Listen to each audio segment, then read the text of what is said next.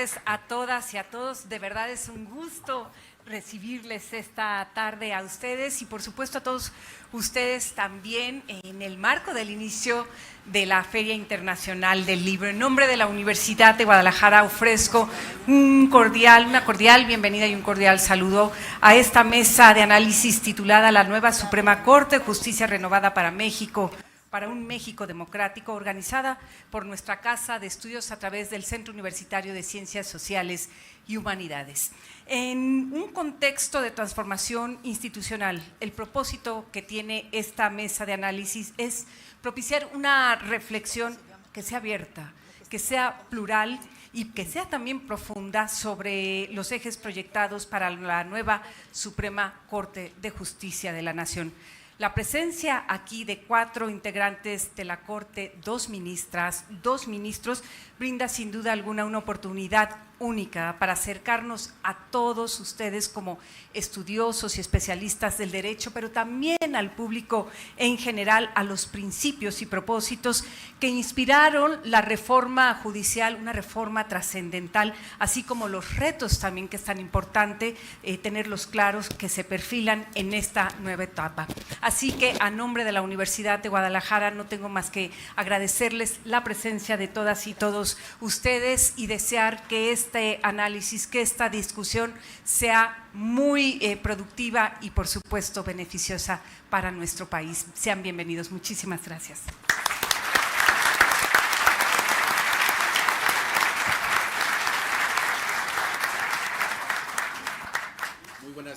Muy buenas tardes a todas y a todos. Bienvenidas, bienvenidos a esta charla que tendremos con 4 integrantes de la nueva Suprema Corte de Justicia de la Nación. Sean bienvenidas, sean bienvenidos. Vamos a comenzar este conversatorio con 4 de los 9 ministros que conforman la nueva Suprema Corte de Justicia de la Nación. Le doy la bienvenida a la ministra Loretta Ortiz Salle. Ministra, bienvenida. Muchas gracias. Buenas tardes a todos y a todos. Buenas tardes a las ministras y ministros. Buenas tardes, Mardonio. Un gusto estar con ustedes. Igualmente, ministra, damos también así mismo la bienvenida a la ministra Yasmín Esquivel.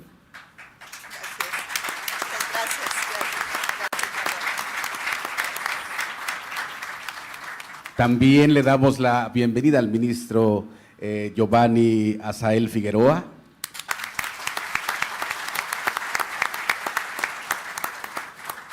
Y al ministro Irving Espinosa Betanzo.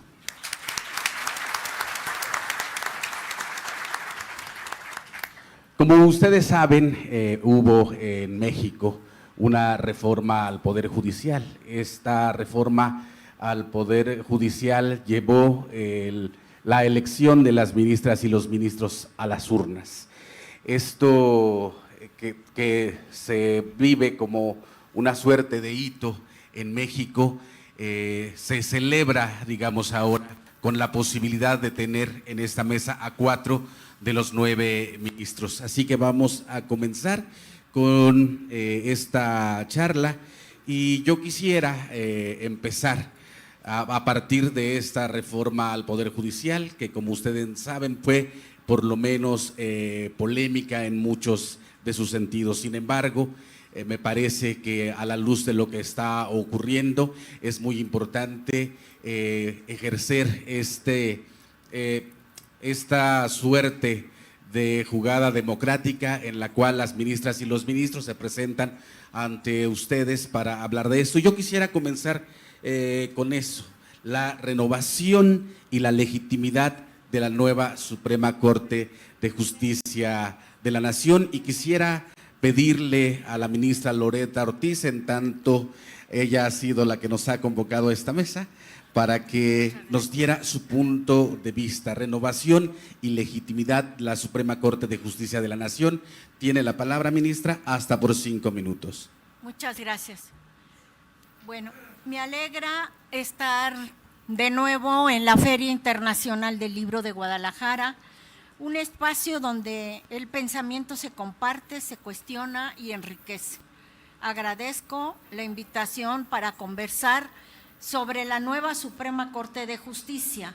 Saludo con aprecio a mi compañera y compañeros ministros y a quienes hoy nos acompañan de manera presencial y virtual con el ánimo de dialogar sobre el papel de la justicia en la vida pública del país.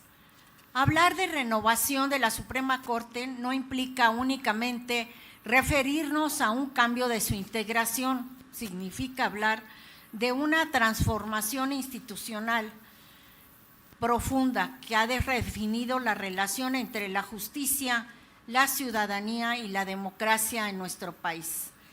Por primera vez en nuestra historia, ministras y ministros de la Suprema Corte fueron electos directamente por la ciudadanía. Fue un proceso inédito, pero también profundamente esperanzador. Millones de personas se informaron y participaron activamente. Ello demuestra que la justicia importa, interesa y convoca a la ciudadanía. Que ya no es tema de reservados para unos cuantos, sino un ámbito que forma parte de la conversación pública y del compromiso democrático.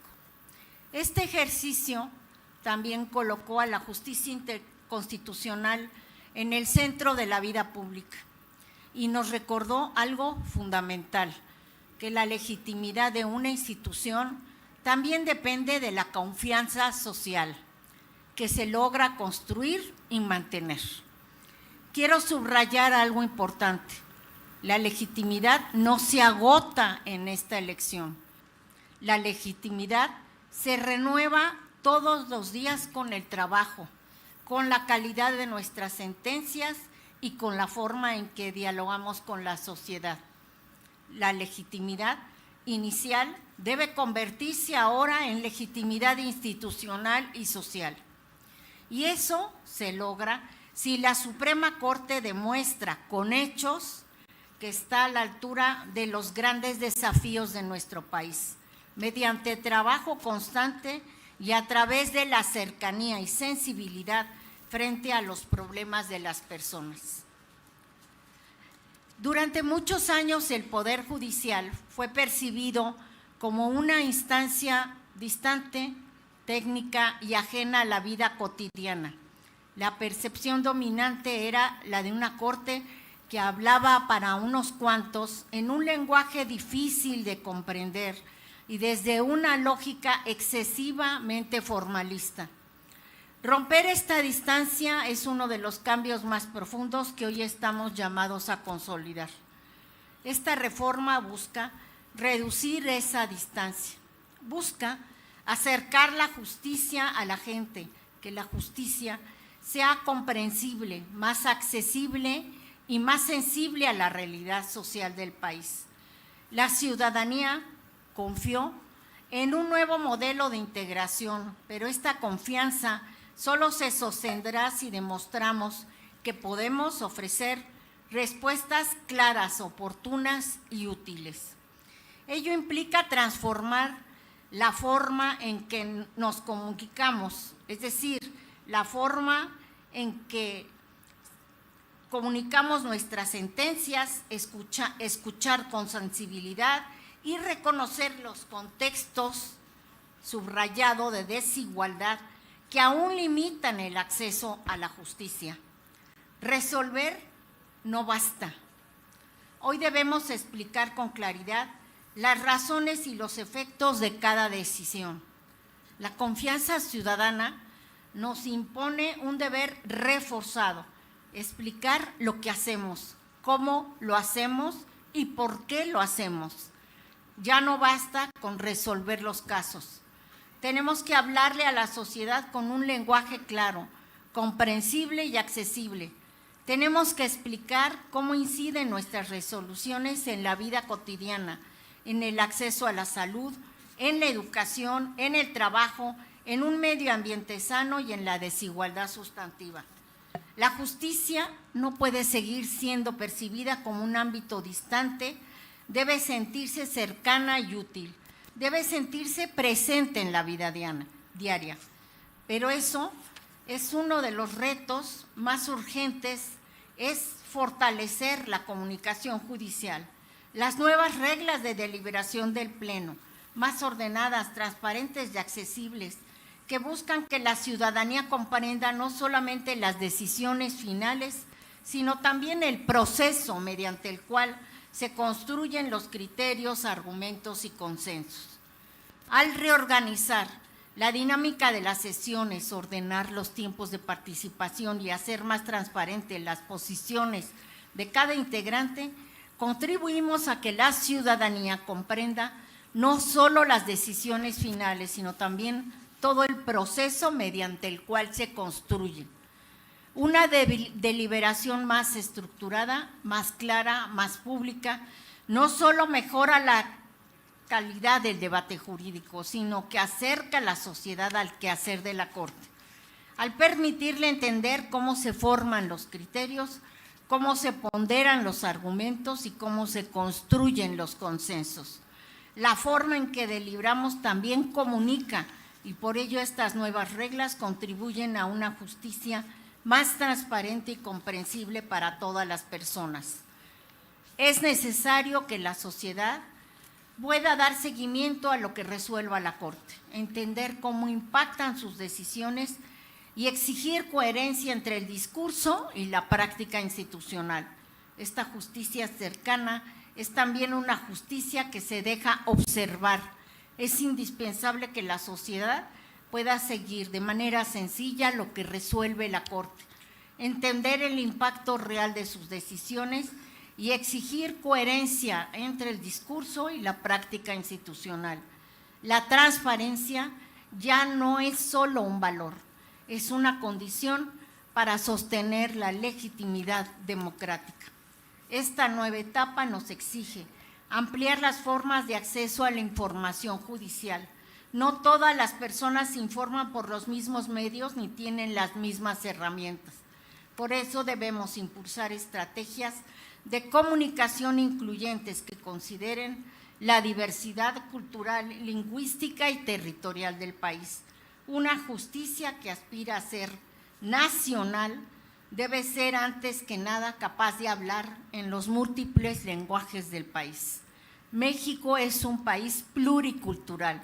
La justicia también debe ser plural, debe considerar traducciones, materiales accesibles, formatos digitales sencillos y mecanismos que permitan que más personas se apropien del conocimiento jurídico. Finalmente, debemos fortalecer el diálogo con distintos sectores sociales, con pueblos y comunidades indígenas y afromexicanas, con la academia, con organizaciones de la sociedad civil, con colectivos de personas con discapacidad, con estudiantes, con medios de comunicación.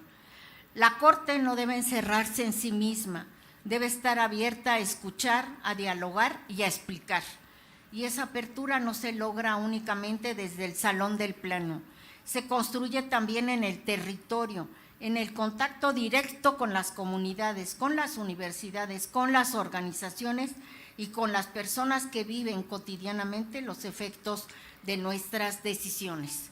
Las sesiones itinerantes son un paso decisivo hacia una justicia que reconoce la pluralidad del país y que se deja interpelar por las realidades locales. Escuchar en el territorio significa comprender mejor las realidades locales, las desigualdades que persisten y los desafíos específicos en el acceso a la justicia. Esta escucha activa fortalece la función jurisdiccional porque permite que nuestras decisiones estén mejor informadas, sean más sensibles al contexto y respondan con mayor precisión a las necesidades reales de la sociedad. Solo así podremos demostrar que esta transformación no es únicamente institucional, sino también social. Gracias. Le damos la palabra a la ministra Yasmín Esquivel. Justo como ya planteaba la ministra Loretta, es un momento muy importante en la vida democrática de nuestro país, donde la transparencia, la visibilización de la toma de decisiones ha sido un punto importante. Y nos vamos con esto, ministra: renovación y legitimidad de la Suprema Corte de Justicia. Gracias, muy buenas tardes. Gracias, licenciado Mardonio Carballo. Es un gusto para mí compartir con mi amiga la ministra Loretta Ortiz Alv, con mi compañero también y amigo Giovanni Azael Figueroa, y con nuestro amigo también, ministro Irving Espinosa, esta mesa de diálogo de los retos de la reforma al Poder Judicial de la Federación y también a los poderes judiciales locales, ¿por qué no? Este segmento se llama renovación y legitimidad. ¿Por qué se renueva el Poder Judicial? Se renueva porque hay una gran necesidad de cambio, de transformación. El Poder Judicial de la Federación y los poderes judiciales locales a lo largo de la historia fueron perdiendo credibilidad, fueron perdiendo esta confianza que debe tener la ciudadanía en su juez, en sus juzgadores. ¿Y por qué se perdió esta confianza? Se perdió por vicios que cayeron y que nosotros y ustedes lo hemos escuchado en diferentes momentos. Porque los jueces se venden, porque los jueces había nepotismo en el Poder Judicial, porque había tráfico de influencias, porque la justicia empezó a ser solamente de un grupo o de una élite, porque había esta exigencia ya de la ciudadanía de cambio también, de transformación, de modificación por parte de los juzgadores. Ante este planteamiento y esta necesidad, el Ejecutivo Federal presenta una iniciativa en el cual plantea un cambio muy importante en los poderes judiciales, y ese cambio radica en la elección popular de los jueces. Esta renovación se da entonces de los jueces que venían de carrera a los jueces ahora electos popularmente. Fundamentalmente este fue el cambio para que ahora la ciudadanía, como bien lo señaló hace un momento la ministra Loretta Ortiz, sea quien decida quiénes serán sus juzgadores, mediante el voto directo, secreto en las urnas. Anteriormente estábamos acostumbrados a que, bueno, pues el legislativo siempre lo hemos elegido, nuestros diputados federales, locales y senadores. También al presidente de los Estados Unidos mexicanos, ahora nuestra presidenta. Pero el Poder Judicial había estado ajeno de este proceso democrático. Entonces se da este paso trascendente, un paso difícil, un paso y una reforma política en materia jurídica, sin duda la más importante que ha tenido la historia de nuestro país. Este proceso se da y el pasado 1 de junio las personas van a votar, acuden a las urnas y se eligen 881 jueces. De estos 881 juzgadores nuevos a nivel federal, el 50% de ellos, hay datos muy interesantes que les voy a compartir que me parece importante en esta charla destacar. Uno, gracias a este método entran más del 65% de mujeres. 60-65% de mujeres ingresan a través de este método de elección popular. Una lucha que nos hemos dedicado a la impartición de justicia, en mi caso hace 25 años, hemos dado en todos los espacios. Que se abran los lugares para las abogadas, para las juezas. Y a través de acciones afirmativas 50-50, cuando estuvo mi amiga la ministra Loretta Ortiz en el Consejo, llegamos a tener concursos paritarios, pero no llegábamos, nuestra presencia no crecía arriba del 20% en juezas y magistradas, y marginalmente también en la Corte. Hoy, por primera vez, la presencia de las mujeres juzgadoras subió de una manera importante. Otro dato interesante es que la mayoría del Pleno, por primera vez en la historia también, en 200 años de historia, ha habido cerca de 500 hombres y muy pocas mujeres. Yo fui la mujer número 2 en la historia de la Corte, pero hoy tenemos mayoría en el Pleno de mujeres. Es importante destacarlo. Otro dato es que de los 881 juzgadores, cerca del 80% vienen del Poder Judicial Federal. Había una preocupación de que las personas que llegaran no tuvieran experiencia. Hoy podemos decir que todos han tenido algún contacto con el Poder Judicial Federal como partes de esta importante institución y que llegaron a la posición de jueces y magistrados. Y algo que es trascendente es el reto que se tiene hoy. Los jueces nuevos, los que estamos electos democráticamente, hoy tenemos retos muy importantes. Y uno de ellos es de lo que se trata esta primera mesa. ¿Cómo generar legitimación? ¿Cómo generar confianza? ¿Cómo generar esa estabilidad que solo una cosa nos va a dar? Las resoluciones.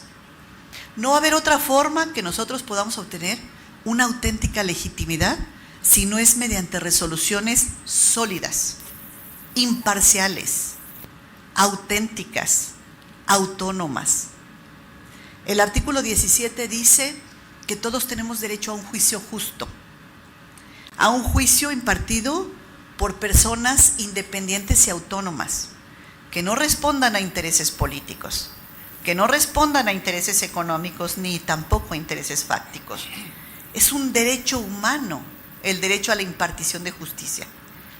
Y solamente a través de estas resoluciones que sean emitidas de una manera impecable e imparcial, los jueces que hemos sido electos democráticamente podemos asentar que fuimos correctos por el método adecuado para hacer que nuestro país tenga confianza, tenga paz social, tenga tranquilidad, porque saben ustedes que en cualquier conflicto tienen de su lado a un juez independiente e imparcial.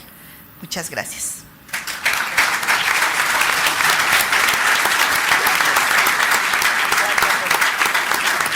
Pensando en lo que nos está comentando la ministra Yasmín Esquivel, yo le quisiera preguntar al ministro Giovanni Figueroa, ¿cómo mantener la independencia en esta renovación y legitimidad de la Suprema Corte de Justicia de la Nación? Muchas gracias. En primer lugar, es un gustazo estar nuevamente en esta Feria Internacional del Libro. Hasta el año pasado, como académico de tiempo completo de la Universidad Iberoamericana de la Ciudad de México, y hoy como integrante del Tribunal Constitucional de nuestro país. Hace un momento escuchábamos a la ministra Yasmín Esquivel hablando de legitimidad y de una legitimidad democrática que nos la ha dado el voto popular. Sin embargo, considero que el mayor reto que tenemos, no solamente las y los 9 integrantes de la nueva Suprema Corte de Justicia, sino todas y todos los impartidores de justicia, tanto del Poder Judicial Federal como el Poder Judicial de las entidades federativas, tenemos un mayor reto, hablando de legitimidad. Esa legitimidad que nos la dará el paso del tiempo y que se concretiza en emitir buenas sentencias apegadas al derecho, no solamente a los principios, valores y reglas establecidas en la Constitución mexicana, sino también a los tratados internacionales en materia de derechos humanos y, por supuesto, a la jurisprudencia tanto nacional como interamericana que nos vincula. Y centrándome en la pregunta que nos hacía el estupendo moderador de esta mesa, me gustaría por lo menos dar algunas pinceladas relacionadas con la independencia judicial en un tema que es muy recurrente en el constitucionalismo contemporáneo y también en uno de los retos que enfrentan hoy más que nunca las democracias constitucionales. No es solo un problema que ocupe a los constitucionalistas, a los estudiosos del derecho constitucional y de las sentencias que emiten los tribunales, cortes, salas constitucionales, cortes supremas, consejos constitucionales o tribunales supremos. Esto es de un amplio criterio de derecho comparado, pero con independencia del nombre que se le ponga al mayor intérprete de la Constitución de un país, el órgano que es responsable de defender, de proteger, de garantizar el respeto de derechos humanos. Decía, con independencia del nombre, lo que nos debe interesar es la función del órgano. En el caso de México, la Suprema Corte de Justicia de la Nación. Y decía que este no es un problema no solamente ni de los constitucionalistas, ni de los tribunales constitucionales, sino que también preocupa, por supuesto, a las personas, sea que formen parte de un órgano del Estado, sean empresarios, trabajadores o la ciudadanía en general. Todas, todos queremos jueces independientes. Y aunque se trata de una preocupación común, cada país o sociedad en cada momento enfrentará retos específicos, como los que tenemos hoy en nuestro país. Para abordar este problema siempre debemos tener claro el panorama no solamente social y político, sino incluso económico de nuestra nación. Y aquí cabría preguntarse, ¿por qué necesitamos o por qué deseamos jueces independientes?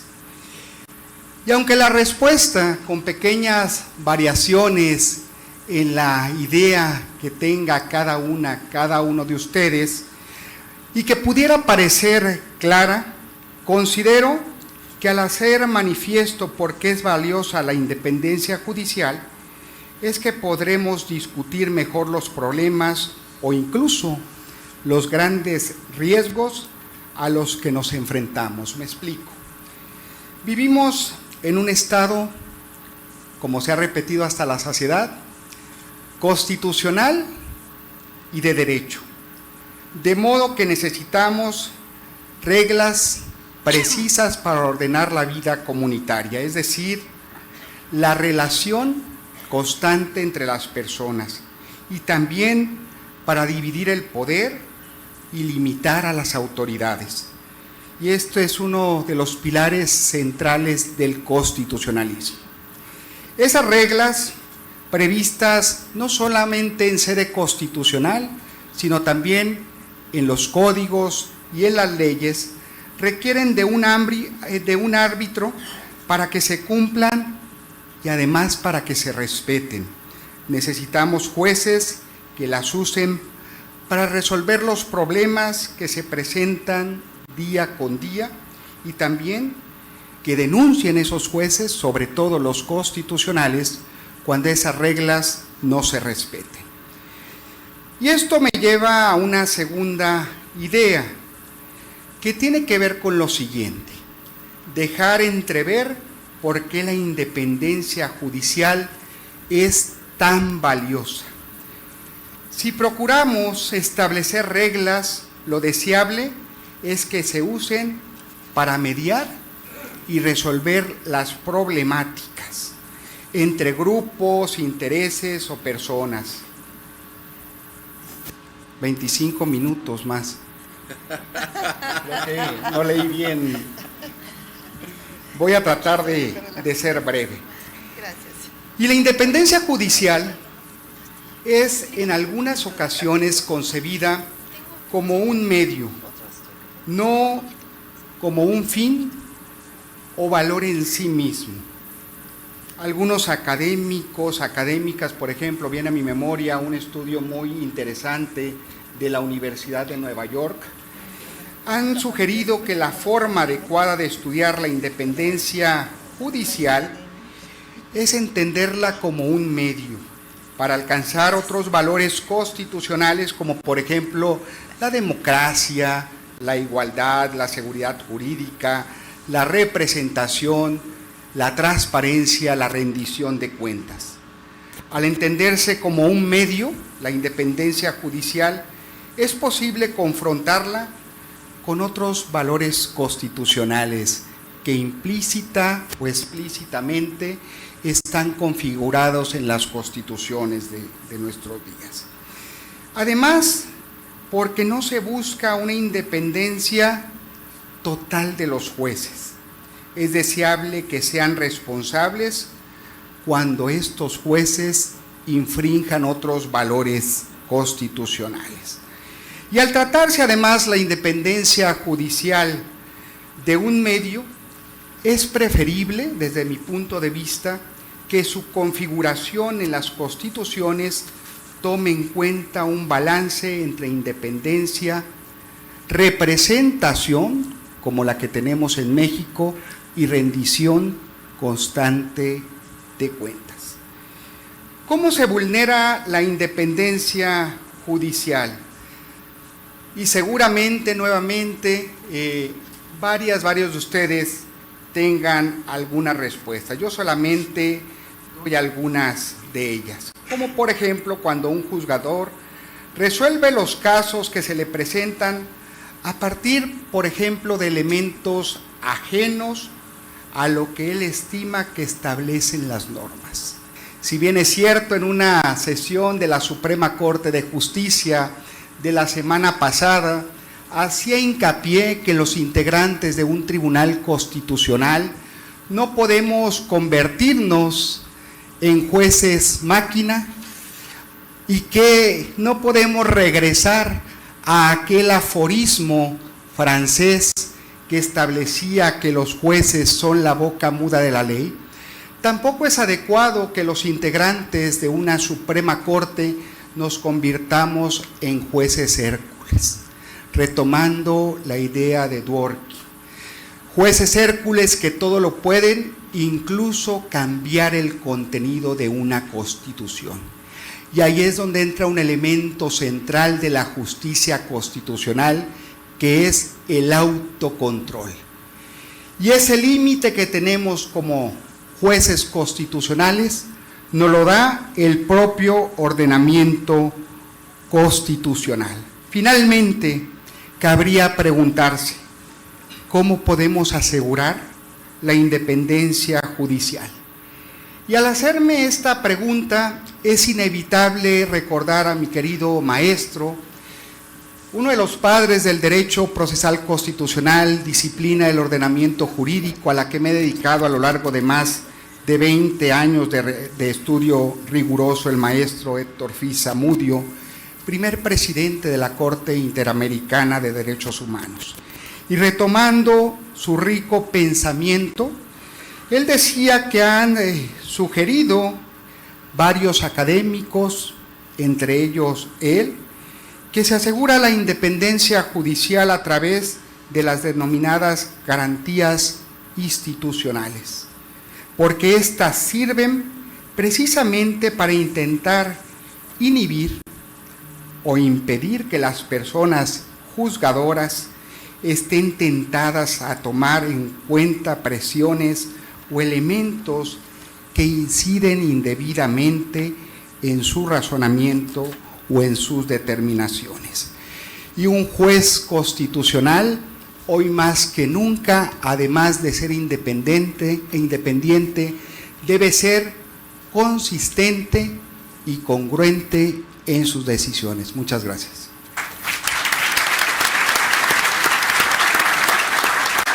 Como ya se ha dicho en esta mesa, la justicia es un derecho que nos atañe a todas las ciudadanas, los ciudadanos de un país como el nuestro. Ya se ha dicho que este país es plural, es diverso, y yo quisiera preguntarle al ministro Irving Espinosa su punto de vista con respecto de la renovación y la legitimidad de la nueva Suprema Corte de Justicia de la Nación en un país como el que ya se ha descrito en este espacio.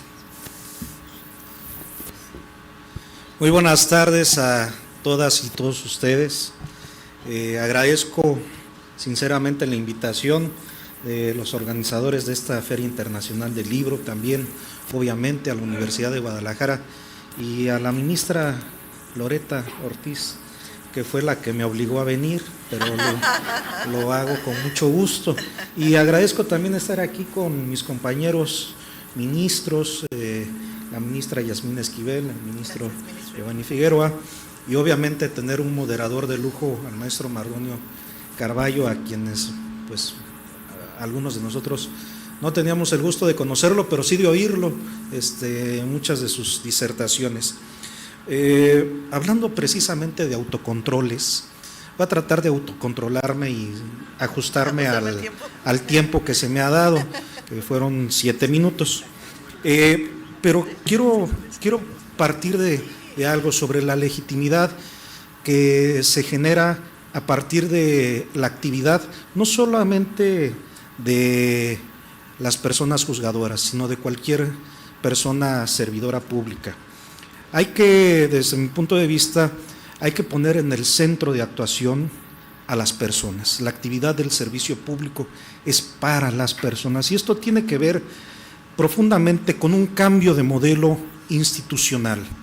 Digo, a lo largo, sobre todo quienes se han dedicado al estudio de la administración pública, saben que ha habido distintos modelos administrativos, desde el estatista que se pensaba que tenía la solución a todos los grandes problemas del país y donde no importaba para nada la opinión de las personas y se trataba tal cual como si fueran súbditos, cambiando y pasamos por modelos muy ajustados y muy pegados a las empresas, ¿no? Se importaron ideas, algunas innovadoras, algunas desde mi punto de vista no tan buenas, de la nueva gerencia pública, que cambió el modelo y de súbditos pasamos a ser clientes, ¿no? Donde el Estado era proveedor de bienes y servicios y nosotros, los ciudadanos, no éramos sujetos de derechos, sino éramos clientes de los servicios que ofrecía el Estado. Evidentemente, estos dos modelos de gobierno no daban respuesta a las necesidades de las personas. Y a partir de ello se vio la necesidad de incorporar en las decisiones trascendentales de la sociedad precisamente a los ciudadanos, entendiéndolos como sujetos de actuación de toda la actividad pública, poner en el centro de actuación del servicio público a las personas, y eso incluye también a la justicia. Tenemos grandes retos, como cómo incorporar dentro de los procesos de carácter jurisdiccional a la ciudadanía. Pero también hemos ido avanzando en este tipo de modelos y que además ayudan a los procesos democráticos que vive nuestro país.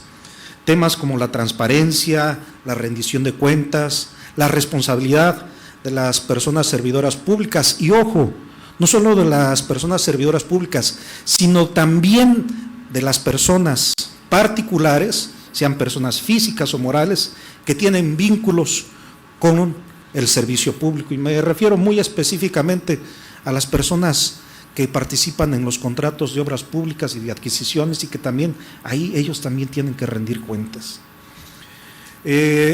Considero que ese es uno de los retos que tenemos, pero además, ¿cómo construir esta legitimidad democrática?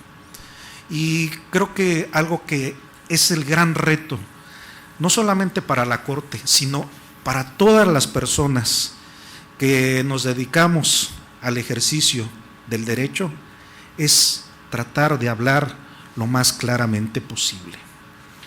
Dice Habermas, ¿no?, en su teoría de la acción comunicativa, que para tener una comunicación efectiva hay que hablar con verdad, es decir, que corresponda lo que nosotros decimos con la realidad.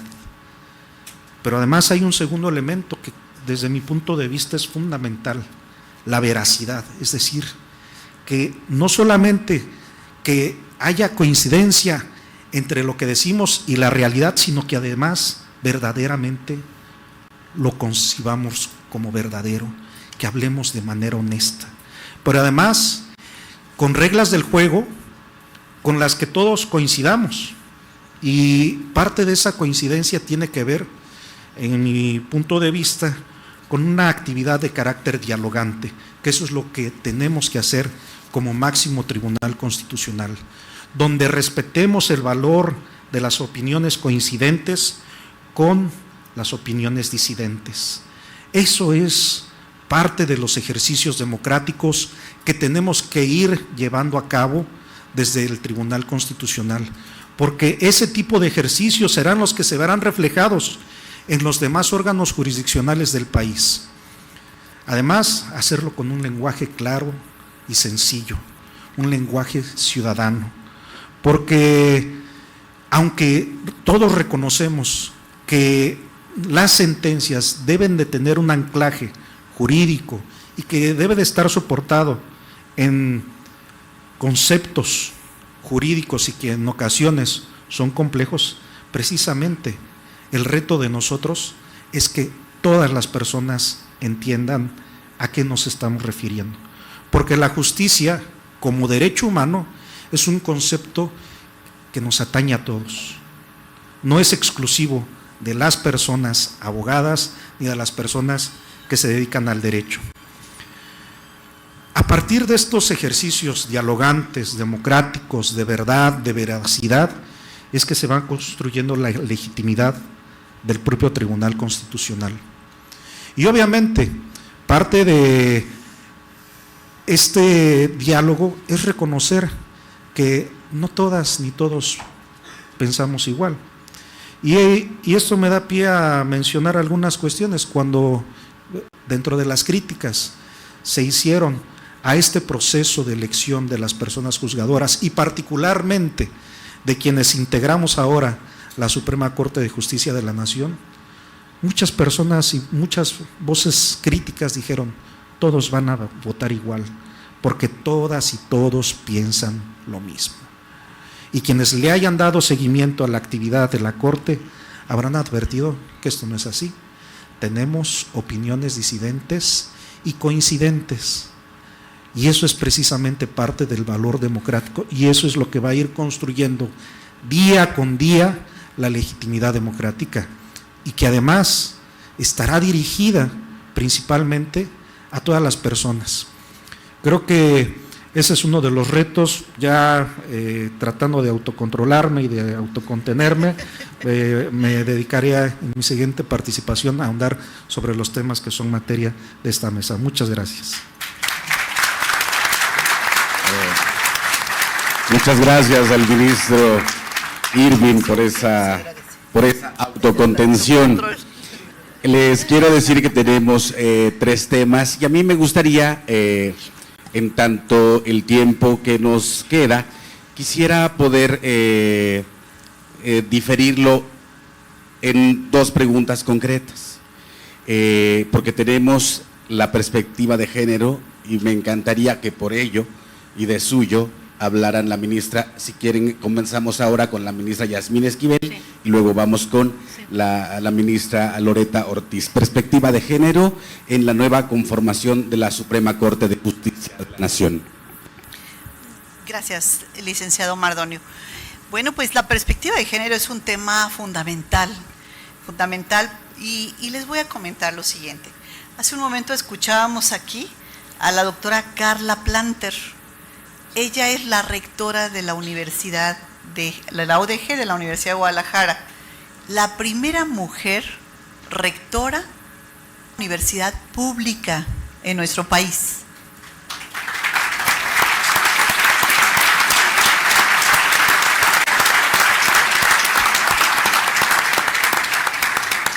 Desde aquí le enviamos un saludo a través de sus autoridades a la doctora Carla Planter y nuestra felicitación porque tenemos hoy la primera mujer rectora en todas las universidades públicas.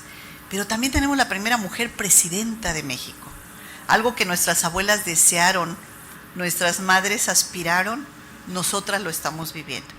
Una mujer presidenta de México en la historia de nuestro país, la doctora Claudia Sheinbaum. Hace un momento comentaba yo, tenemos gabinete paritario, tenemos legislatura paritaria, hemos avanzado ampliamente.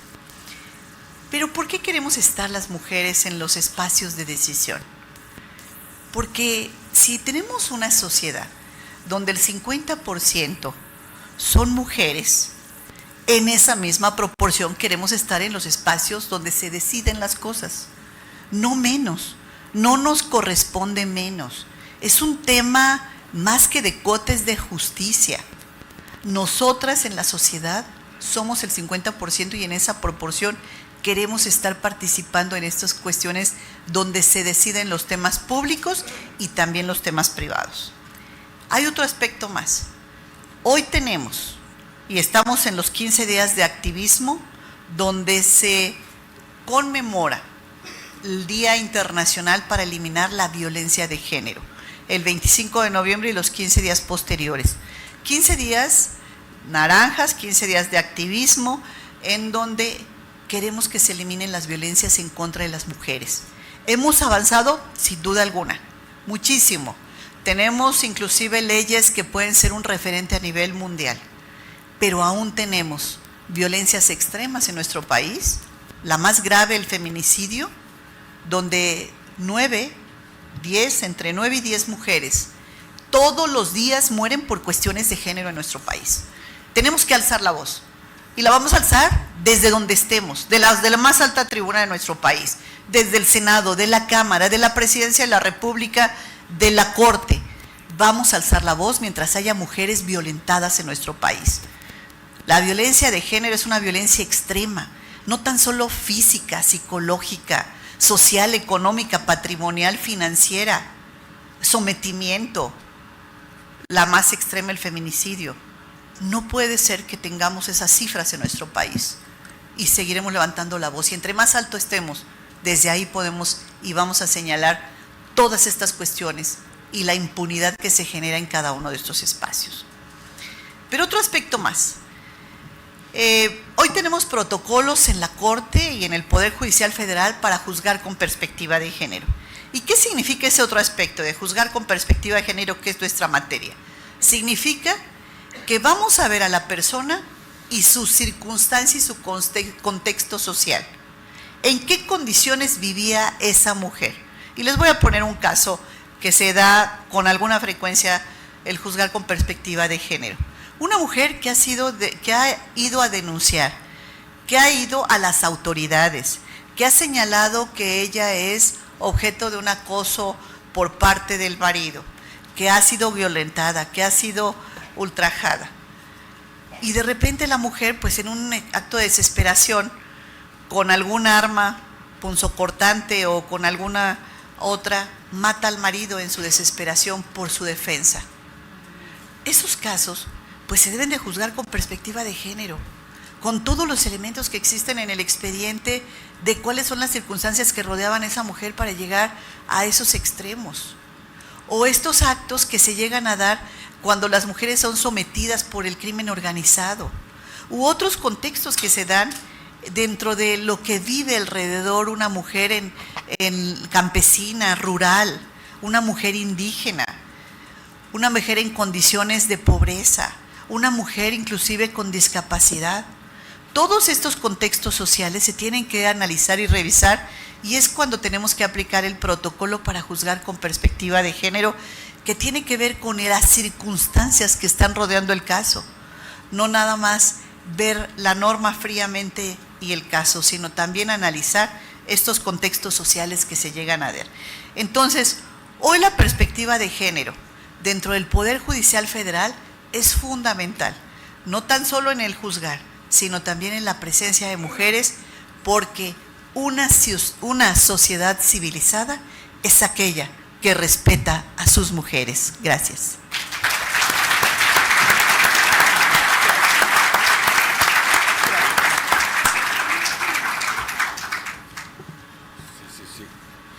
Fíjense que ahora que decía la ministra Yasmín Esquivel, recuerdo el caso de una compañera indígena que fue encarcelada luego de que su marido encontró al hermano del propio marido intentando violarla.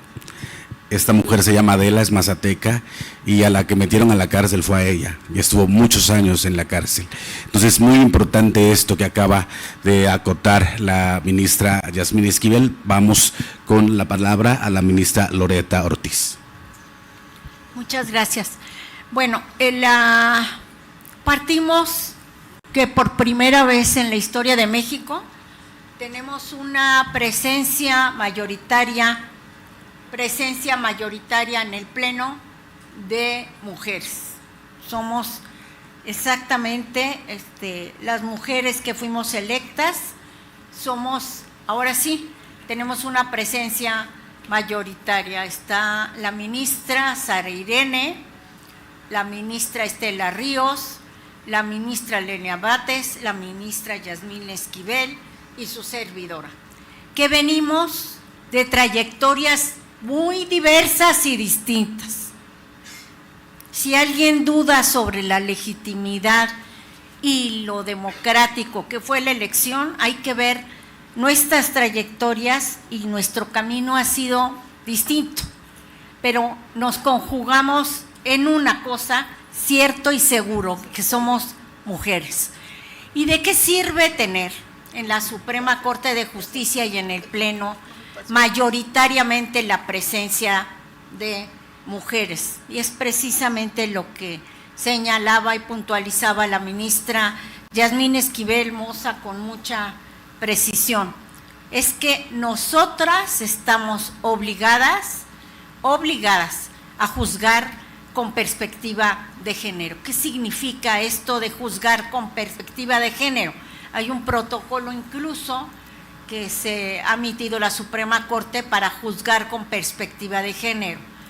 Yo he tenido un sinnúmero de casos que no nada más contemplan el problema de la cuestión de género, sino también de lo que acaba de presentar su libro la ministra Yasmín Esquivel Moza, que también es una realidad muy dolorosa, que es la de niños, niñas y adolescentes en México. Juzgar con perspectiva de género es tomar en consideración el contexto en el que se da la situación o los hechos, y también tomar en consideración el ofrecimiento de pruebas en concreto y la situación de que estructuralmente están las mujeres normalmente en una situación de desventaja y los varones en una situación de poder. Esto no significa que tengamos acciones, esto no son acciones afirmativas, no, es juzgar con esa perspectiva, y el protocolo nos va guiando para eso, porque es curioso, en los medios alternativos de solución de controversias contemplados en el artículo 17 constitucional, he llegado a considerar que el único caso o de los pocos casos en los cuales no puede haber mediación es en el caso en que haya mujeres violentadas, porque ahí no es posible, porque hay una coacción, violencia, ahí no puede haber mediación por la misma situación en la que vive la mujer. Casos, les voy a mencionar algunos. ¿Cuál es la problemática que abarca? Bueno, estuve primero en la segunda sala y luego en la primera sala, y en la cual al final tuve el honor de ser presidenta.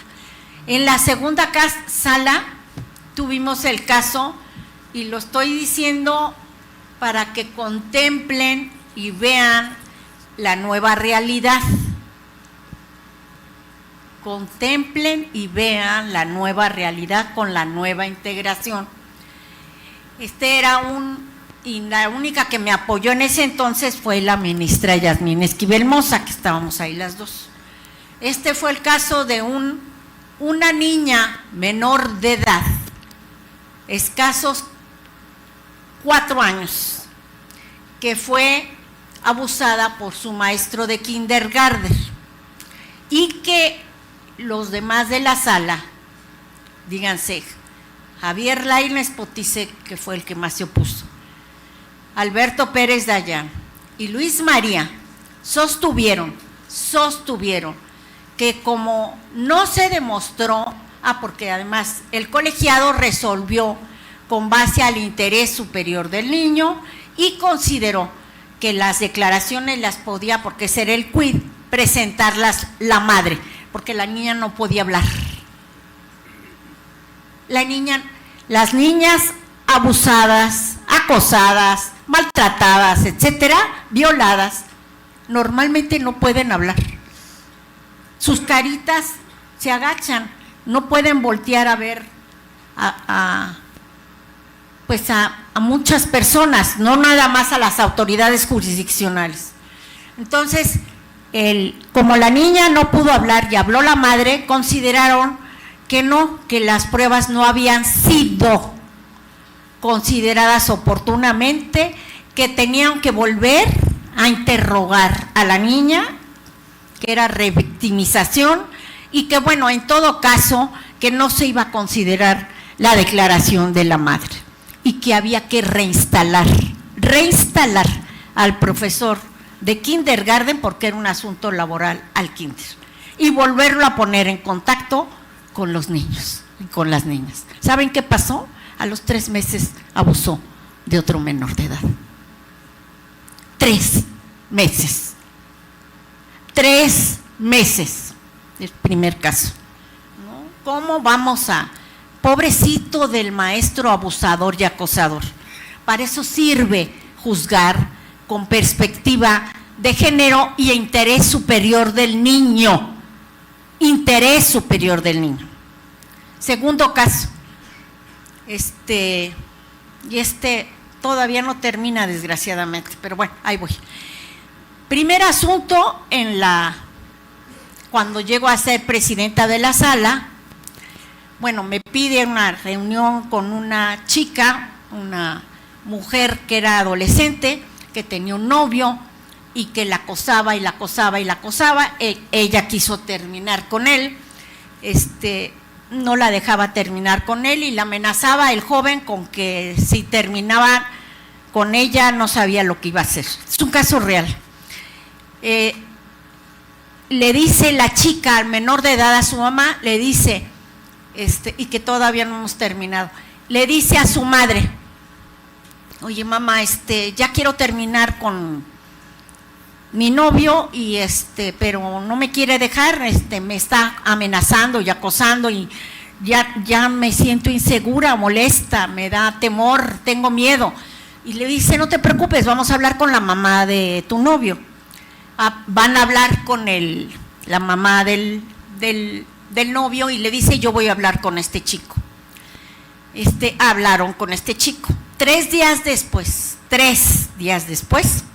va a acompañar la mamá a la niña al transporte público y regresa a su departamento. Este chico tenía duplicado de las llaves. Entra al departamento, ¿no? Y mata de 33 puñaladas a la mamá de esta chica. ¿Qué había hecho el colegiado? O sea, ustedes dirían, pues ya lo deberían de haber. No lo detuvieron a la fecha. Entonces, la primera sala lo que hizo fue, porque supuestamente que sí es esquizofrénico, que sí no, pero si fuera esquizofrénico estaría en una institución mental. Otra vez va a regresar a mis manos porque el colegiado no ha hecho nada. Lo que se dice, nada. Está una persona que me mató de 33 puñaladas a la mamá de una chica y tiene amenazada a toda la familia. Es decir, continúa amenazando a esta chica, a su mamá. Bueno, no, la mamá no, porque está muerta, la tía, las primas, a todo mundo. Entonces, se va a volver a presentar por incumplimiento de sentencia esta situación para que el tribunal colegiado dicte, o sea, porque la orden de la sentencia de la Corte era juzgar con perspectiva de género. Muchas gracias.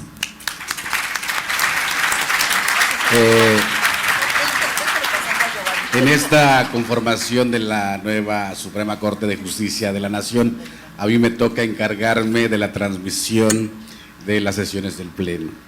Y tenemos dos temas que me gustaría poner a la mesa al ministro Giovanni y al ministro Irving para ver quién quiere desarrollar cuál. Uno de ellos, y por eso aludo a la televisora, que estamos en tránsito de Justicia TV a Plural TV, para ver quién quiere tocar el tema del acercamiento de la justicia a la ciudadanía. Ese es uno de los grandes retos, ese es uno de los temas, y el otro son los desafíos a corto, mediano y largo plazo de la nueva conformación, y yo les preguntaría al ministro Irving y al maestro Giovanni quién quisiera desarrollar cuál tema. Ministro Giovanni, ¿cuál le gustaría a usted? Cualquiera de los dos es sumamente interesante, pero no sé si el ministro Irving quiera intervenir primero o darme Vamos, yo voy primero, si no tienes inconveniente, ministro. Pero breve, por favor. Y dice breve, le está recordando al ministro Irving lo que suele suceder en las sesiones del Pleno de la Suprema Corte de lunes a viernes, pero esperemos al lunes, ministro Irving. Voy a hablar, si les parece entonces, de cuáles serían algunos de los desafíos que tiene esta nueva integración de la Suprema Corte. Y dentro de los diversos que percibo, algunos de ellos ya puestos en este foro de diálogo, pero en algunas ocasiones también se puede convertir en un foro de discusión sobre temas que tenemos pues diferentes puntos de vista, las y los 9 integrantes de la Suprema Corte.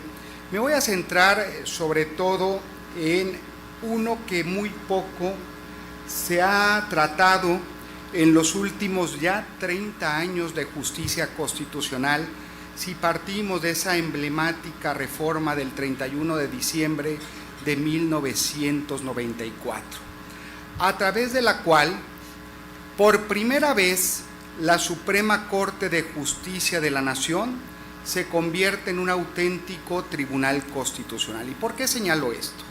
Si bien es cierto, contrario a lo que se puede pensar, el proceso constitucional, llamado de otra forma el mecanismo o instrumento de control constitucional, que durante más tiempo ha estado presente en la historia del constitucionalismo mexicano, no ha sido el juicio de amparo, sino precisamente las controversias constitucionales que encontrábamos ya desde la primera Constitución del México independiente. Me refiero a la de 1824, en su artículo 137. Repito, para que saliendo de este foro no vayan a decir que dije que la Constitución mexicana tenía 137 artículos.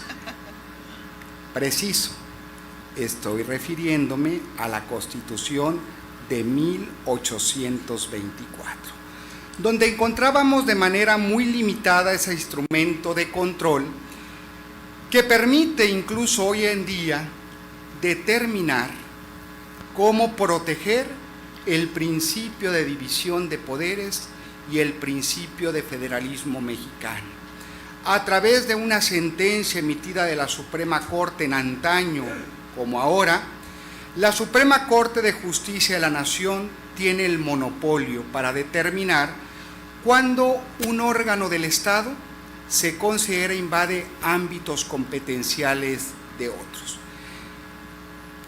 Pero haciendo alusión a esa reforma de diciembre del 94 ya señalada, se crea o se incorpora más bien por primera vez en nuestro sistema normativo mexicano el único instrumento de control, el único proceso constitucional que no le puede faltar a un órgano que se precie de ser llamado o considerado auténtico tribunal constitucional: las acciones de inconstitucionalidad. Y a partir del 95, la Suprema Corte ha ido estableciendo importantes jurisprudencias para determinar el contenido y alcance de ese instrumento de control, regulado de manera específica en la ley reglamentaria de las fracciones 1 y 2 del artículo 105 constitucional. Y ligando esa creación de nuevos instrumentos de control, les comentaba hace un momento, en los últimos 30 años, algo que no ha sido suficiente abordado por la academia o por la propia judicatura, dedicada al estudio de los desafíos de la Suprema Corte, no se ha centrado en un tema que considero importantísimo. los precedentes y la uniformidad de criterios. Y doy algunas ideas generales. Una de las principales ocupaciones que debe enfrentar esta nueva integración de la Suprema Corte es la consolidación de nuestro sistema de precedentes, el cual está estrechamente vinculado con uno de los principales retos que enfrenta la impartición de justicia.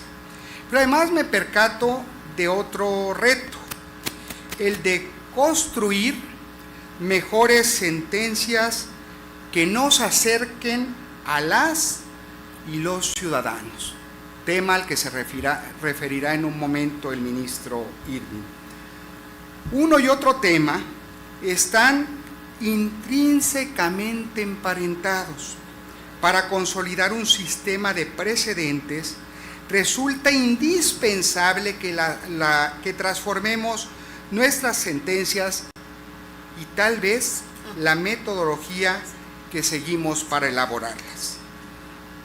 En mi opinión, el uso generalizado de las tesis ha llevado a una confusión en nuestra cultura jurídica.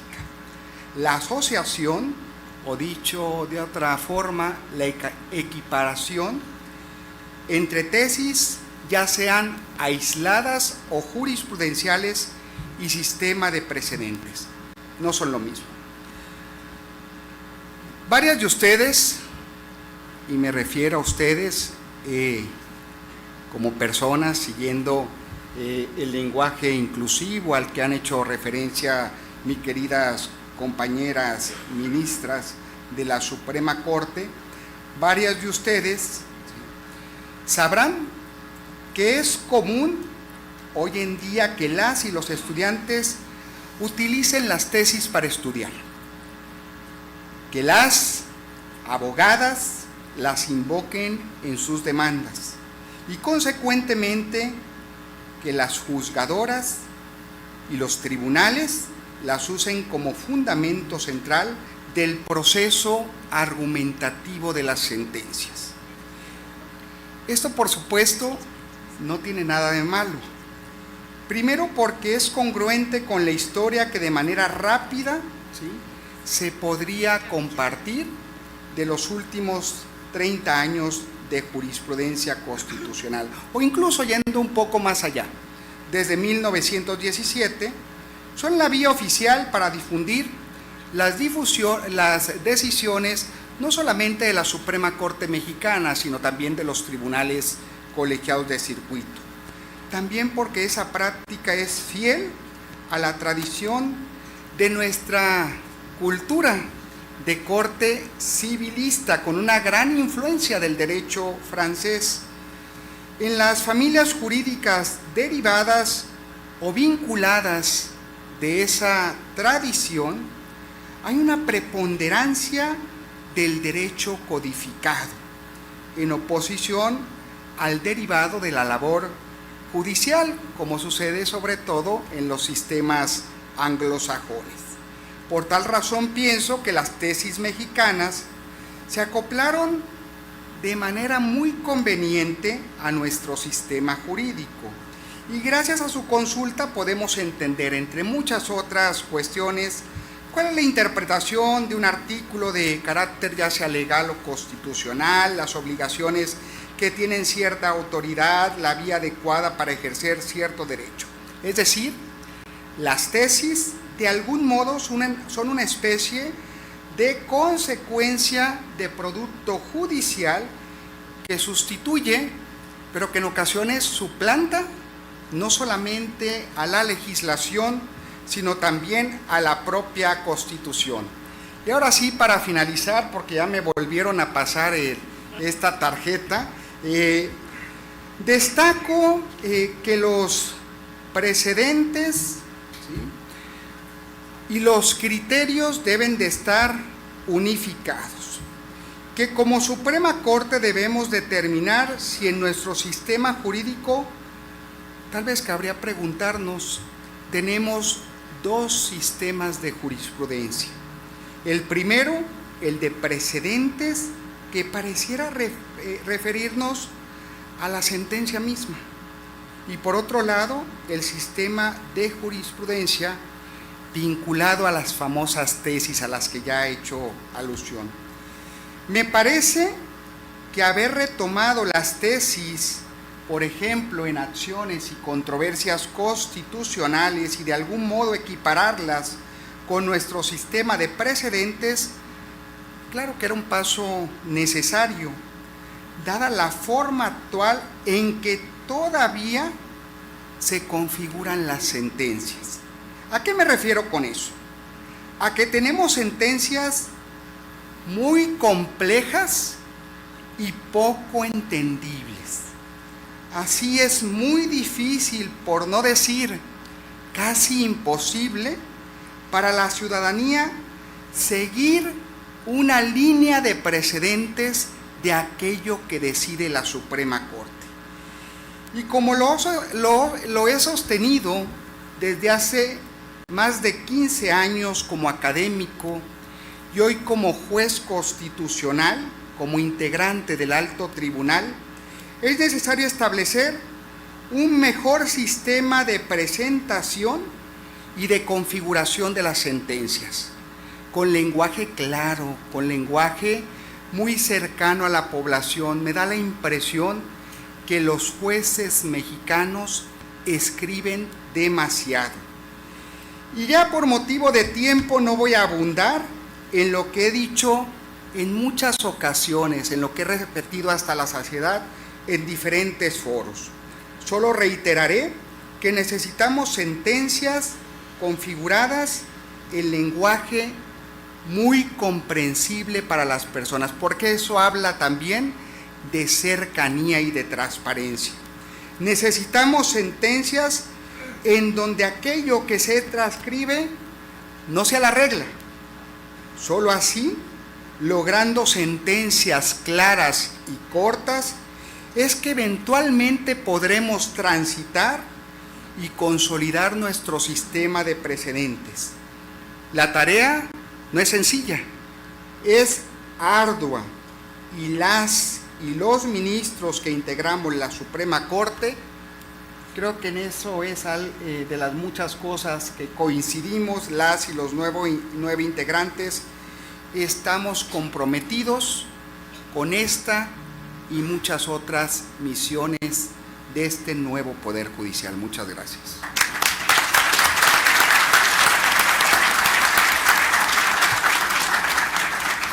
Nimitz Tlaxcamatilia, Hueytla, Nahuatini, Giovanni, Tlaxcamati, pa Titech, Palewihki, Pampa, Moneki, Titlasnamiquise, Nochitlintatiquitos. Esto que acaban de escuchar es náhuatl de la Huasteca Veracruzana. Y lo hago a propósito porque la pregunta que le corresponde al ministro Irving es cómo acercar a la justicia a ese México de distintas lenguas, distintas cosmogonías, distintas formas de entender el mundo, la justicia incluida, Irving. Gracias. La verdad es que creo que es un muy buen ejemplo lo que acaba de hacer el maestro Mardonio de lo que ocurre entre el lenguaje jurídico y el lenguaje ciudadano. Así, quienes no hablamos náhuatl, pues no entendimos lo que dijo. Bueno, pues eso mismo pasa con la ciudadanía. Quiero decirles que, y la verdad es de que tocaron un tema fundamental las ministras Esquivel y Ortiz, y me voy a referir muy brevemente al tema de la perspectiva de género, porque no quiero dejar pasar esta ocasión para referirme a ello, sobre todo porque estamos en jornadas de activismo para eliminar la violencia de género y sobre todo a partir de los contextos. Yo hace poco tuvimos un evento en la Corte donde hubo una declaración conjunta, unánime, de todas y todos los ministros acompañando a las mujeres precisamente en esta decisión desde el punto de vista institucional de eliminar la violencia de género al interior de la Corte y del propio Poder Judicial. Yo sí creo firmemente que nadie nace odiando a otra persona, ni nadie nace aprendiendo a violentar a las demás personas por cuestiones de origen social, condición económica, preferencia ideológica, religiosa, sexual.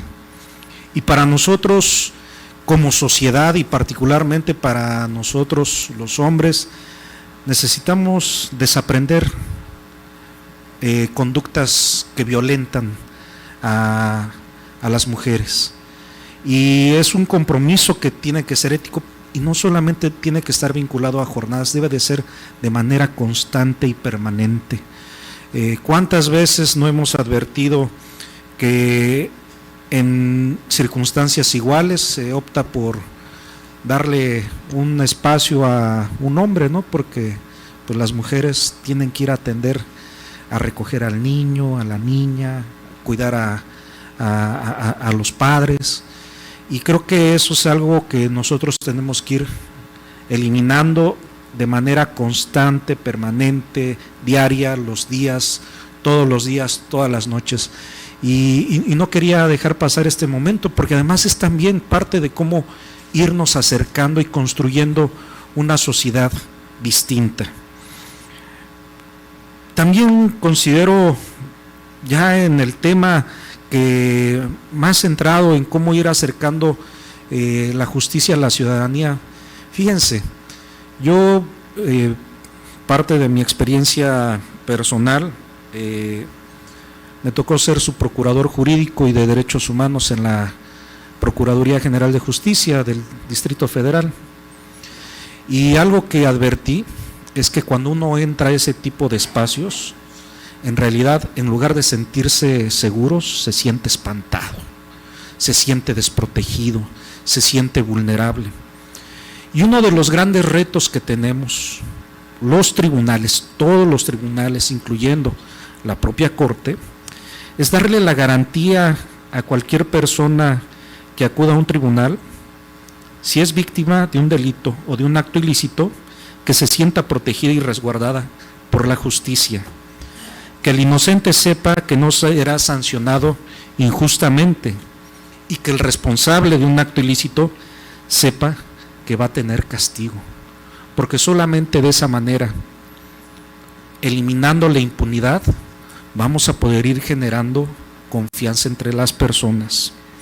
Temas como la transparencia, la rendición de cuentas, la difusión de la actividad jurisdiccional, y que particularmente una de las labores fundamentales que hace nuestro compañero el maestro Margonio Carballo a través de Plural TV, fíjense, qué elemento sustantivo cambiar el concepto de Justicia TV a Plural TV. Desde hace mucho tiempo que nuestra Constitución reconoce que somos una nación pluricultural, pero en realidad ese pluriculturalismo habrá llegado al ámbito de la justicia. Creo que algunos tendremos algunas opiniones. En mi consideración todavía tenemos ese asunto pendiente. Nosotros tenemos la obligación de ir acercándonos día con día a la justicia. Lo dijo el ministro Giovanni. Quienes hayamos, por ejemplo, leído alguna sentencia del Tribunal Electoral de la Sala Superior, particularmente lo que se refiere a la calificación de la elección de presidente de la República, pues sabremos que pues a veces son más de 1000 hojas, ¿no? Y es un tema pues complicado, y que en nada puede ayudar a reflejar una decisión judicial, y mucho menos a que sea comprendida por las personas. Yo sí creo que en ese sentido necesitamos tener una corte orientada a fortalecer el vínculo con la ciudadanía. El compromiso de, creo que ahí sí digo, aunque cada quien es responsable de lo que dice y piensa, pero por lo menos en las decisiones de mis compañeras y mis compañeros ministros, todos hemos advertido la necesidad de escuchar a las personas. Y tuvimos audiencias públicas para tratar un tema que todavía tenemos pendiente de resolver. La consulta a personas con discapacidad es un tema pendiente, pero también hemos recibido a personas que históricamente, ellas mismas nos los han dicho, no los recibían en la corte. Los pensionados y jubilados no eran recibidos, comunidades y pueblos indígenas tampoco eran recibidos, pero sí eran recibidos otro tipo de personas, y creo que el reto que tenemos es precisamente eso, recibir a todas las personas, a todos los justiciables, incluso aquellas personas que solamente van a pedir alguna asesoría. Parte de nuestra preocupación que todos manifestamos, y creo que lo dijimos incluso en la campaña, es: hay que acercar la justicia a las personas. Pues sí, y parte de acercar la justicia a las personas, en mi caso es por eso que estoy aquí. La verdad es que no me obligó la ministra Loreta, me convenció, me dijo que era conveniente estar en estos espacios académicos, culturales y de divulgación del conocimiento, y por eso es que estoy aquí. ¿Qué es lo que tenemos que seguir haciendo? Pues que la Corte, y no solamente la Corte, todos los tribunales sean capaces de integrarse de manera visible a la vida pública mediante procesos transparentes, que su argumentación sea clara y sencilla, pero que además responda a las necesidades reales, a las necesidades sociales, sin perder la independencia. Una corte y unos tribunales que practiquen una justicia sensible a la desigualdad y capaz de sostener deliberaciones públicas que fortalezcan la confianza institucional, y por otro, un diseño judicial que preserve la autonomía de jueces y ministros frente a las presiones de cualquier tipo. Muchas gracias. Muchas gracias, ministro Turpin. Esto de ser el moderador no es nada fácil, porque uno les tiene que ir pasando las notitas. Ya estamos por terminar. Sin duda es un momento tan importante en la vida democrática de nuestro país que podríamos seguir y seguir, pero vamos con las conclusiones y solo tenemos rigurosos 2 minutos para cada quien, y vamos a comenzar con el maestro Giovanni Azael Figueroa. Por favor, maestro.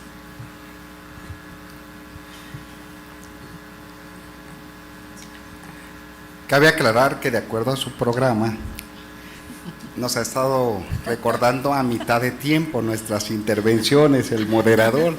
Originalmente teníamos 4, ahora tendremos 2. Solamente entonces voy a concluir dando algunas ideas muy sintéticas, empezando por aquello que nos dejó la reforma constitucional del año pasado al Poder Judicial. Y que esto lo relaciono nuevamente con algunos retos y altos estándares que debemos cumplir como juzgadoras y juzgadores.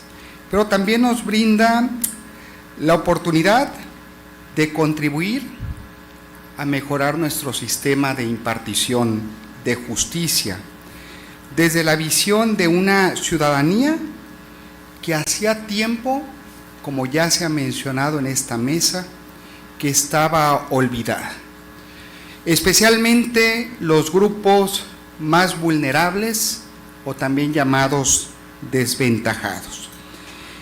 Y como integrantes de la Suprema Corte, tenemos una grandísima oportunidad para fortalecer la relación con la sociedad, fomentar vínculos y lograr una cercanía que permita no solo un mejor entendimiento de nuestro quehacer institucional, sino varias cosas más. Pero una de las cuestiones más importantes es generar mayor confianza en la ciudadanía, en el trabajo de la Corte, y para ello considero que debemos continuar realizando, por ejemplo, audiencias públicas en temas que involucran a grupos de atención prioritaria. Un dato nada más. La Suprema Corte de Justicia no había abierto sus puertas a este tipo de ejercicios desde el año 2008, cuando se analizó un tema relacionado con aborto. A menos de 3 meses de funcionamiento de la nueva integración, ya tuvimos nuestra primera audiencia pública, 3 días, un poco más de 15 horas, para ver si teníamos que consultar o no a personas con discapacidad. Mejorar nuestras sentencias es otro reto y escribirlas en un lenguaje comprensible para todas las personas. Incrementar nuestra transparencia en la toma de decisiones. Debemos construir portales ciudadanos que les permitan seguir no solo las sesiones del Pleno. Día a día debemos proporcionar más información. Y un par de retos más, prometo concluir. El reto es consolidarnos como un auténtico tribunal constitucional. Y esto, entre muchísimas otras cosas, implica que debemos asumir como compromiso buscar la interpretación más amplia y garantista de los derechos de las personas, incluso ampliando el contenido normativo de las disposiciones normativas sometidas a control de constitucionalidad o creando nuevos derechos, tomando en cuenta el Corpus Juris Internacional en materia de derechos humanos. Y finalmente, consolidar una relación, un diálogo constante, respetuoso entre los poderes de la Unión, que permita un trabajo coordinado en el marco de las atribuciones constitucionales de cada uno de esos poderes, para beneficiar a las personas que acuden a nosotros a que les impartamos justicia. Muchas gracias. Muchas gracias al ministro. Por la tiranía del tiempo, 2 minutos, ministra Yasmín Esquivel. Gracias, muy amable, licenciado Mardonio. Bueno, yo quiero aprovechar estos minutos para agradecer la presencia de todas y todos ustedes, sobre todo también destacar que se encuentran con nosotros jueces locales, magistrados y jueces federales. Muchas gracias por estar con nosotros. Y quisiera aprovechar su presencia para comentarles qué espera la ciudadanía de nosotros, del Poder Judicial Federal. Espera tranquilidad, espera paz social, espera seguridad jurídica, certeza, un Estado de Derecho, un país de leyes. Espera eso que queremos nosotros los mexicanos, tener certeza, credibilidad en los jueces independientes, jueces de puertas abiertas, jueces cercanos a la gente, jueces que escuchen, jueces que sean un equilibrio frente a cualquier amenaza a nuestra estabilidad social. También queremos jueces que hagan bien las cosas, jueces que atiendan a las personas vulnerables, que vean los contextos, jueces que atiendan al que menos tiene, jueces también que puedan actuar de una manera correcta y que se pueda recuperar esa dignidad que en algún momento se perdió en nuestros juzgadores. Eso es lo que quiere la ciudadanía. También la ciudadanía pretende que no debe haber excesos en los juzgadores. No se puede hacer un uso político de la justicia. Tampoco se puede convertir en la utilización popular para llegar a un espacio político. Ese no es el juez. La ciudadanía quiere jueces con prudencia, jueces independientes y equilibrados. No inventar figuras que el legislador no estableció. Queremos jueces auténticamente correctos. Y esa es la invitación que hago yo a nuestros jueces y magistrados, juezas y magistradas, locales y federales que hoy se encuentran presentes en este espacio de reflexión, en este espacio donde hablemos de los retos del Poder Judicial. Y ese es uno de los retos, que seamos jueces de excelencia, como lo marca la Constitución, que cada día nos preparemos revisando cada uno de los casos, pensando que el que tenemos enfrente no es solamente un folder más de los que se encuentran en nuestros archivos, sino detrás de él está la vida, la seguridad, los bienes, la tranquilidad de las personas. Muchísimas gracias. Gracias. Muchas gracias a la ministra Yasmín Esquivel. Gracias. Quiero decirle al maestro Giovanni Figueroa que el karma nos alcanza a todos. Ya también me pasaron una tarjetita. Vamos con el ministro Irving Espinosa. Por favor, conclusiones, 2 minutos. Breve. Muchas gracias nuevamente por estar en este espacio, sobre todo por permitirme dirigirme a la comunidad cultural, científica, de divulgación, porque hay que reconocer que este tipo de espacios, el espacio de cultura, de divulgación del conocimiento, nos ayudan a construir una sociedad con paz, y es algo que indudablemente necesita nuestro país. Así que muchas gracias nuevamente por invitarme a este espacio. Además, reconocer que desde el ámbito ciudadano se están generando proyectos y trabajos para revisar la actividad del Poder Judicial a nivel federal y a nivel local. Hay por ahí ya he advertido 2 espacios, uno de ellos el de la propia Asociación Nacional de Abogados Democráticos, que ha señalado la creación de un observatorio ciudadano precisamente a las actividades que realizan los juzgadores que hemos llegado derivado de esta elección del Poder Judicial.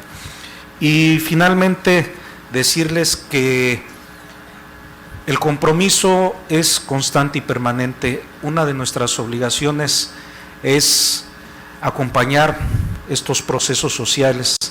Decía Salvador Allende que los procesos sociales no se detienen ni con el crimen ni con la fuerza, y que la historia es nuestra. Nosotros podemos hacer y construir nuestra propia historia. Y también decirles que a pesar de las críticas, en mi consideración, tenemos el derecho de reivindicar la posibilidad de escribir nuestra propia historia.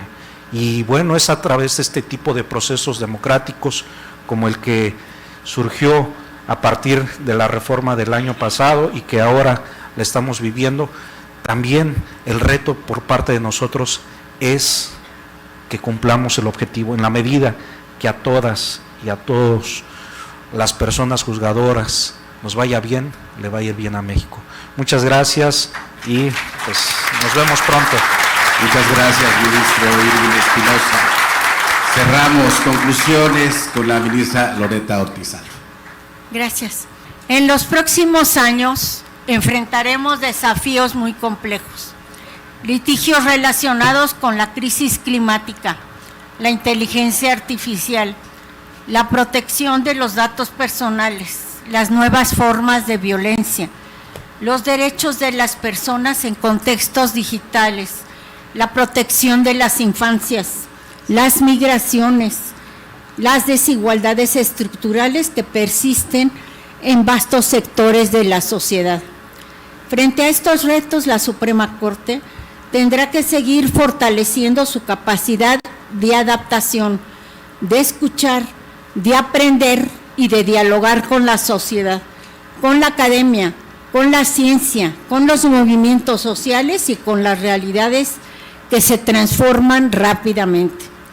Se trata de comprender que la justicia constitucional es un instrumento vivo que debe responder a los problemas de su tiempo, sin perder su fundamento ni su vocación de estabilidad. El futuro y la legitimidad de la Suprema Corte de Justicia de la Nación también dependerá en gran medida de su capacidad para comunicar mejor. Ya no basta con resolver correctamente los casos, será cada vez más importante explicar por qué se decide de determinada manera, qué valores se protegen, qué efectos tienen esas decisiones y cómo se relacionan con la vida cotidiana de las personas. La ciudadanía necesita comprender lo que hacen sus tribunales, no solo para confiar en sus instituciones, sino para también apropiarse del derecho como una herramienta para la protección de los derechos y de la dignidad.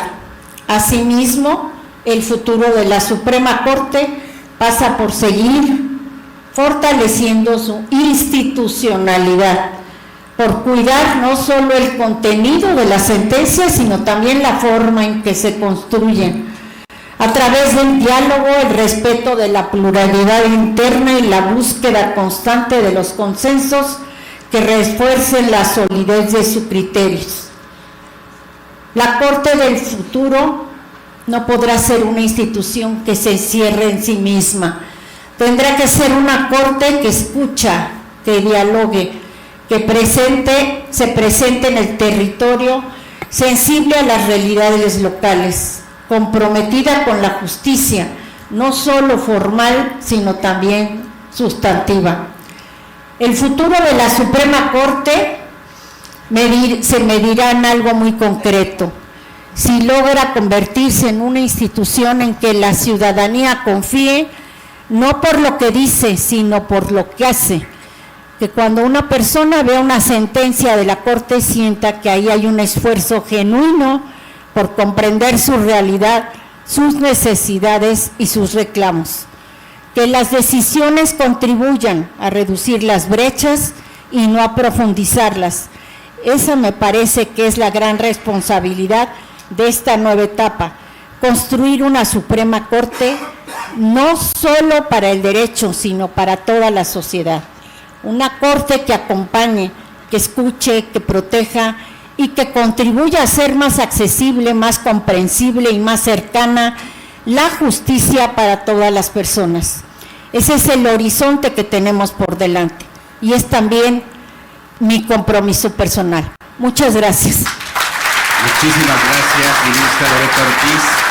Bueno, con esta última participación de la ministra, damos por finalizada esta mesa, los retos de la nueva Suprema Corte de Justicia de la Nación. Gracias a la FIL, gracias a ustedes por acompañarnos. Gracias.